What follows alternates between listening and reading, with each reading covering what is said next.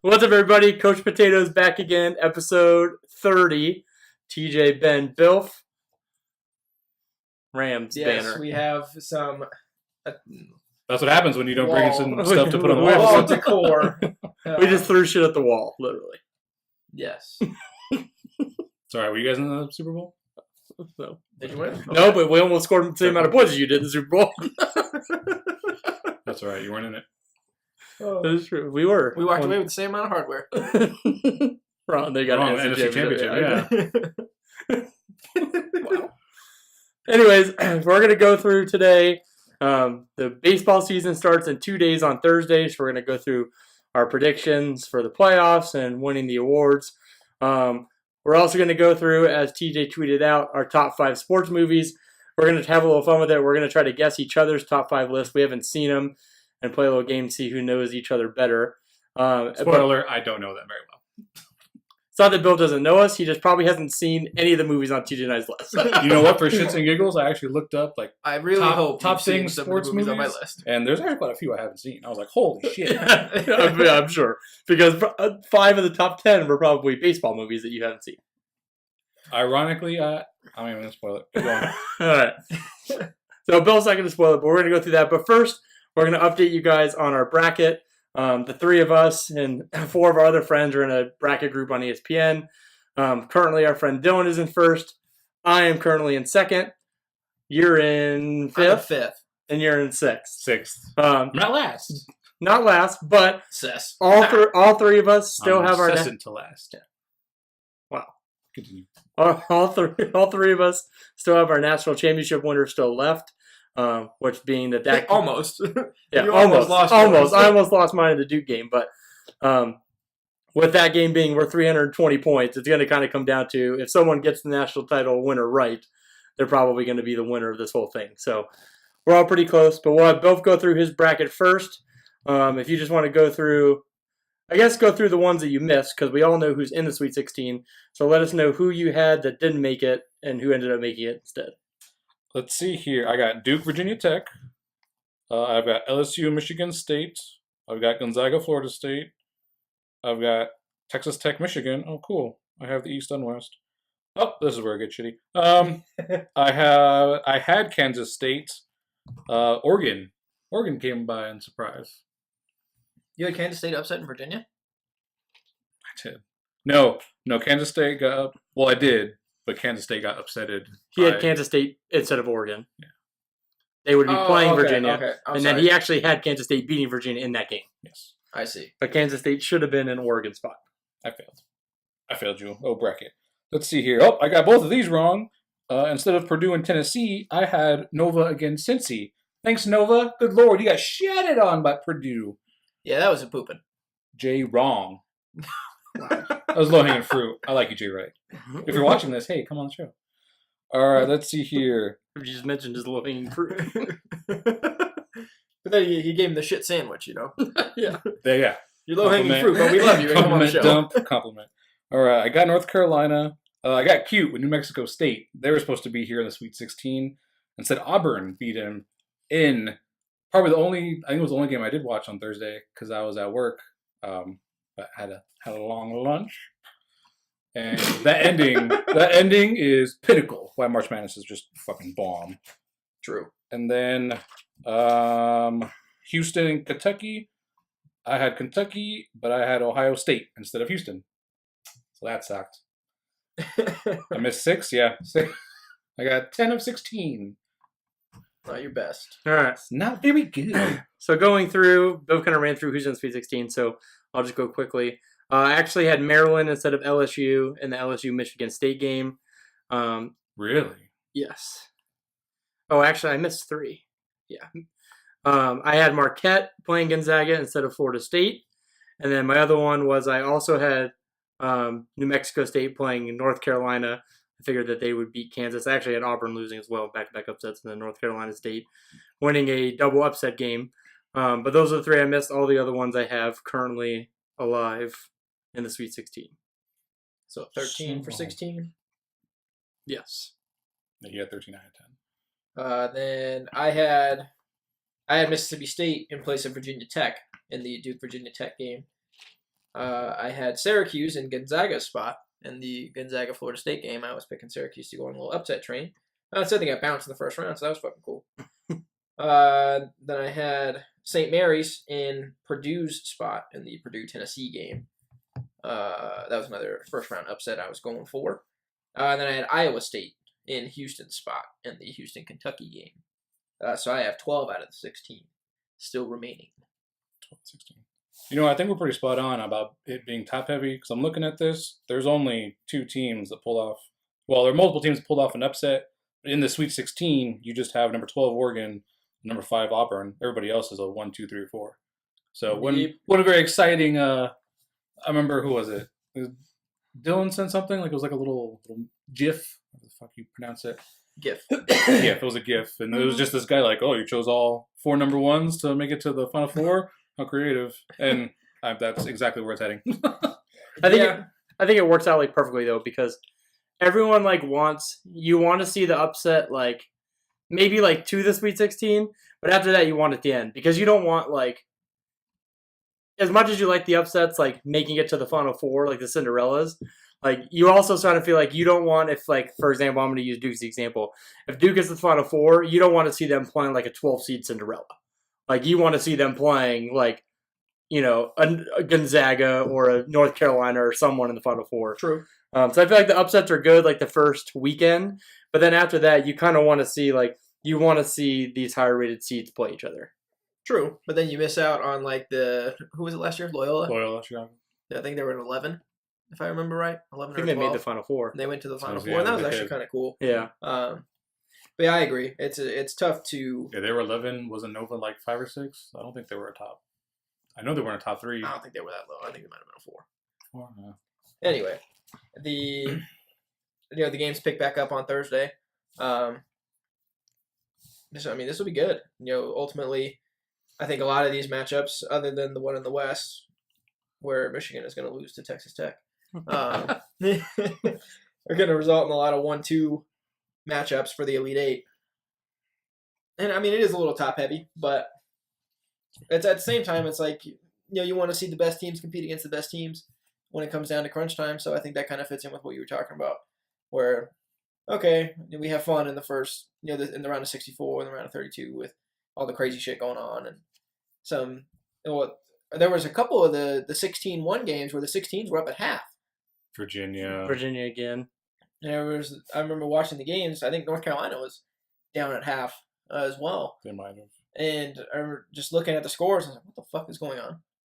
Like, why are these teams losing?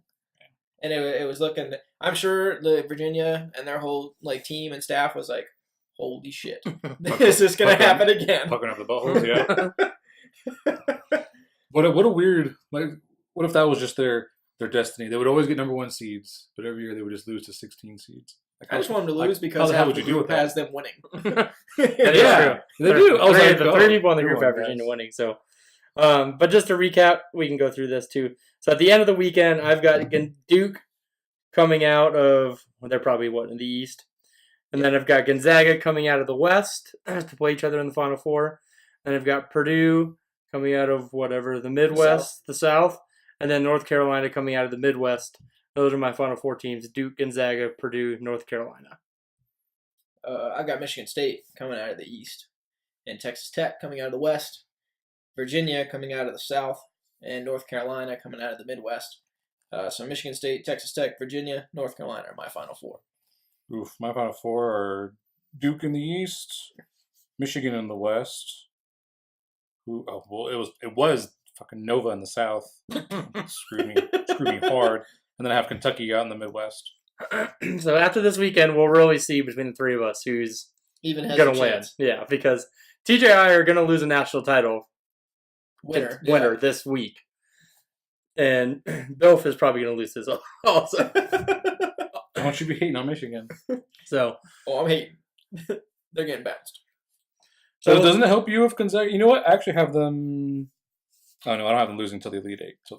I need to win them. This week. From the second game onward, it's totally helpful for me for Gonzaga to lose. I've had them losing this whole time. yeah. So this is probably like the best weekend in college basketball. I know everyone, I really like the first, weekend, but a lot of times there's a lot of games that are blowouts. You do get some close ones in there. You have more options for games, but the thought is that all these games should be. I mean, we had some games even, second round games that were like 30-point blowouts. Like Nova lost by like 30. Yeah, Purdue's like like bad. There was some steamer, right there was on. like some 20 to 30-point wins even in the second round. So hopefully this weekend, majority, if not all, the games should be under 10. Not a ton of double-digit wins.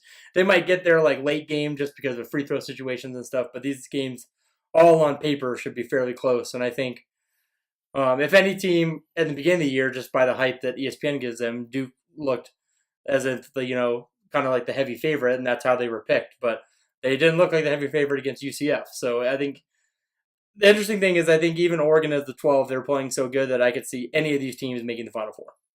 I was just about to ask, do you got Oregon's really the only team that could fall in here as a Cinderella? Do we think we're going to see a Cinderella story this year, and Oregon's going to make a deeper run?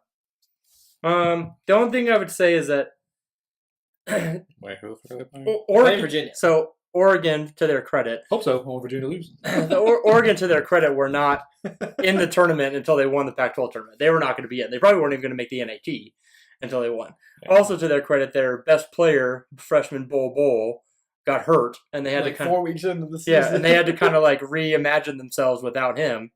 Who's the other kid they have? He's like an incredible shot blocker. I forget his name. Wooten. Yeah, that kid is a monster. Here, there's some like I guess Jordan Bell when they made the Final Four like 2-3 years ago. He had like 2 or 3 blocks for the first 2 games. Wooten has 9. Jesus. So, I think one thing that did help Oregon is they got like, not that I'm an Oregon expert, but I do watch them play a lot just because they're in the Pac-12 and Arizona plays them. They did kind of get like the perfect draw and setup for them. Because they got to play Wisconsin, who's kind of like a good all-around team, but they don't have like any really elite players, like athletic guys. Which Oregon, being a very good defensive team, and not they don't have a ton of elite athletic guys. Now Wooten is one, but like Peyton Pritchard's not an elite athlete. So Oregon they had a perfect draw there. Then Kansas State got upset, so they got to play a 13. So they did get a good draw, but they are playing really good defense, and the key is going to be is that you have 2 teams with them in Virginia that play incredible defense, and it's just going to be who can score the most. And I think right now Oregon probably scores the ball better than Virginia does, so I wouldn't be shocked at all if they ended up beating them. I wouldn't be too shocked, and I would be incredibly delighted to see 3 of our friends have their brackets just crumble. The one thing I do see them running into though is that if they have to play, I almost think Virginia is the easier matchup for them because Kyle Guy is probably one of Virginia's best players, and he's not going to destroy you with athleticism. But if you have to play Purdue and you have to play their point guard, and then you have to play Tennessee and you have to play against what's his name? Who, Bone? Their point guard? No, who's Schofield? Oh, Admiral Schofield. Yeah, and Williams, who they have in the middle. Like that's going to be a problem for Oregon because they kind of both those teams I think have more scoring offense than Virginia does. So. It'll be interesting, but I wouldn't be shocked at all if Oregon makes it to the Elite 8. I think the tougher matchup would be if they do beat Virginia and have to play Purdue or Tennessee. Yeah. Well, I got to say, not that I didn't think Purdue was good, but I definitely didn't give them the credit that they deserved because they've looked fucking fuego in the tournament. They've looked so good. I once I had them gone in round 32. Actually, I know I did, because I had Villanova winning. I don't see Auburn sneaking past North Carolina, and they're the other lowest seed, currently in the Sweet 16. Because after that, once you get into those, the 1-4, the 2-3, I don't really necessarily say I wouldn't call it an upset. Those are tight matchups. The cream of the crop.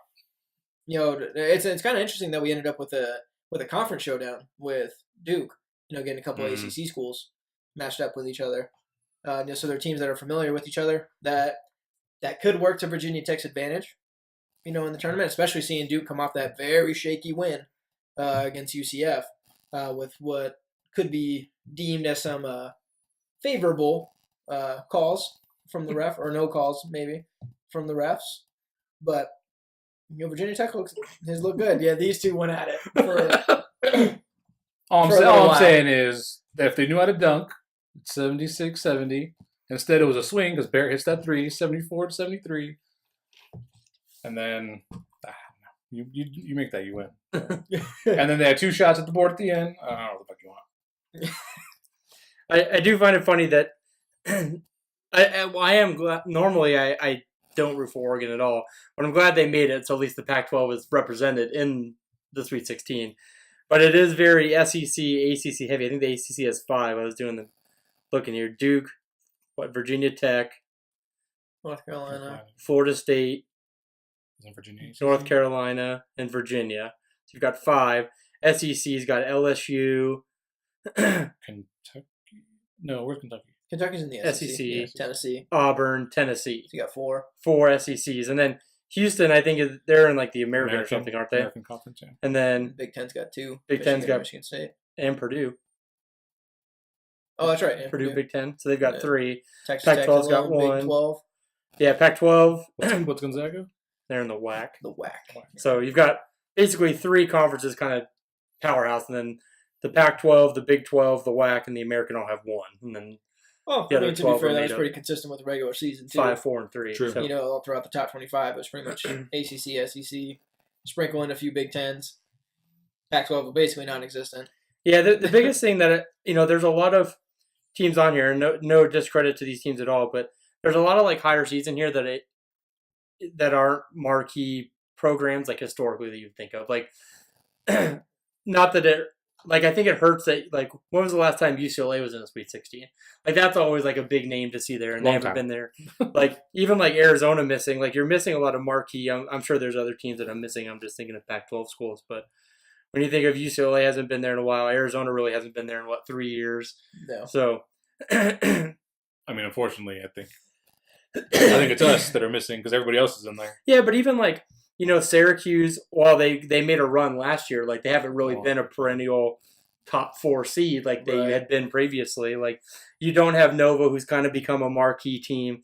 Like you have Purdue in We're here, missing Houston, UConn. UConn is an UConn, all-time yeah. program that has a lot of stories. So you have teams like that, like LSU, like you wouldn't expect to be here. Virginia Tech, I see those as football schools still, not as basketball Oh, for sure. schools. 100% football Like schools. Florida State the same way, Texas Tech the same way, Michigan probably can go either way. I guess with the Big 5 or the Fab 5 and all this stuff they did. With Michigan with recently, Harbaugh, they've I think been it's decently- at least I'll give them I that. feel like they've been Recently. leaning more Recently. basketball Yeah. recently. But than football. even like Auburn also. So like there's not a lot of like these teams that you would associate with a football team right away are pulling up, and that's not necessarily a bad thing because I think the more programs that build up to that level, the more parity there is, and not For all sure. the kids that are in the the southeast part of the country just go to Duke and North Carolina and they just dominate everyone. Like you've got other schools in here now that can get these kids and go places. So it should be a fun weekend. We'll see how it all shakes out.